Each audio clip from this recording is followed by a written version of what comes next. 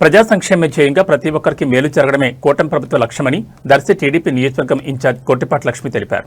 దర్శిలో నిర్వహించిన 2 ఏళ్ల కూటమి పాలనపై విజయోత్సవ సభలో ఆమె మాట్లాడుతూ ప్రభుత్వ సంక్షేమ పథకాలు, పెన్షన్ల పెంపుదలపై కీలక వ్యాఖ్యలు చేశారు. ఈ కార్యక్రమంలో కూటమి కీలక నేతలు పాల్గొన్నారు. ముందుగా తెలుగుదేశం, జనసేన, బీజేపీ కుటుంబ సభ్యులకు అనే దానికన్నా నా దర్శి నియోజకవర్గం కుటుంబ సభ్యులకు, వేదిక మీద ఉన్న పెద్దలకు, ఇక్కడ వచ్చిన వాళ్ళందరికీ పాదాభివందనాలు.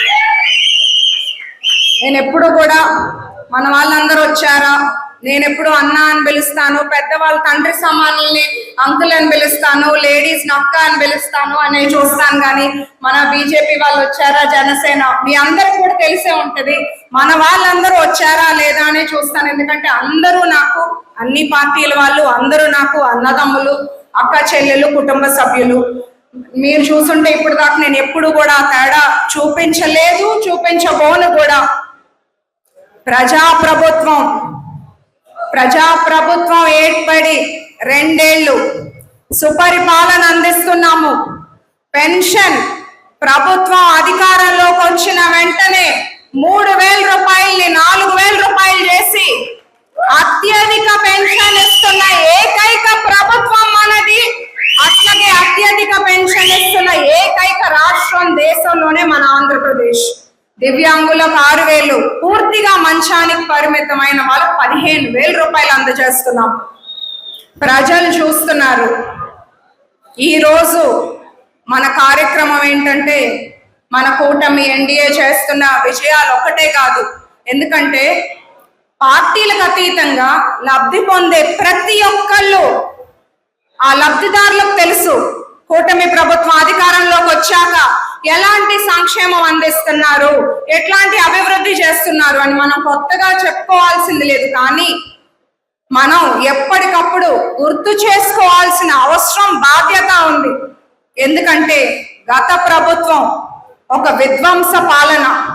మన ఆంధ్ర రాష్ట్రం విభజన తర్వాత ఎలా అయితే క్లిష్ట పరిస్థితులు ఏర్పడ్డాయో రాష్ట్రానికి, అప్పుడు ప్రజలు ఎలా అయితే ఆలోచన చేశారో ఒక అనుభవం ఉన్న నాయకుడు కావాలని, గత ప్రభుత్వ పరిపాలన వల్ల అంతకన్నా దారుణమైన పరిస్థితిలో మన రాష్ట్రం వెళ్ళిపోతే ప్రజలంతా ఈ అరాచక పాలన వద్దు, ఈ విధ్వంస పాలన వద్దు అని ఒక తీర్పు ఇచ్చి ఇప్పటికి 2 ఏళ్ళు డిపార్ట్మెంట్ వైజ్ గా చేసుకున్న అభివృద్ధి ప్రతి ఒక్క ఆఫీసర్స్ చెప్పారు.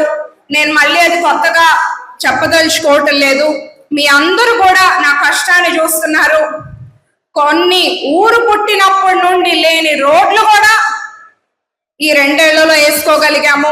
అట్లాగే సీఎం రిలీఫ్ ఫండ్ ఇవ్వటంలో రాష్ట్రంలో 7వ స్థానంలో ఉన్నాను. దర్శి నియోజకవర్గం ప్రజలకి వాళ్ళ ఆరోగ్యం పట్ల ఆలోచించి సీఎంఆర్ఎఫ్ అందించడంలో చాలా కష్టపడి పనిచేస్తున్నాము. అందుకు సహకరిస్తున్న ప్రభుత్వానికి కూడా నేను ప్రత్యేకంగా కృతజ్ఞతలు తెలియజేస్తున్నాను. అట్లాగే మనకి ఎప్పుడు కూడా ఒక విషయం గుర్తుపెట్టుకోండి, 5 ఏళ్ళకి వచ్చేది ఒకటే ఎలక్షన్ కాదు. ప్రతిదీ చిన్న ఎలక్షన్ కూడా చాలా ఇంపార్టెంట్. రేపు లోకల్ బాడీస్ వస్తున్నాయి.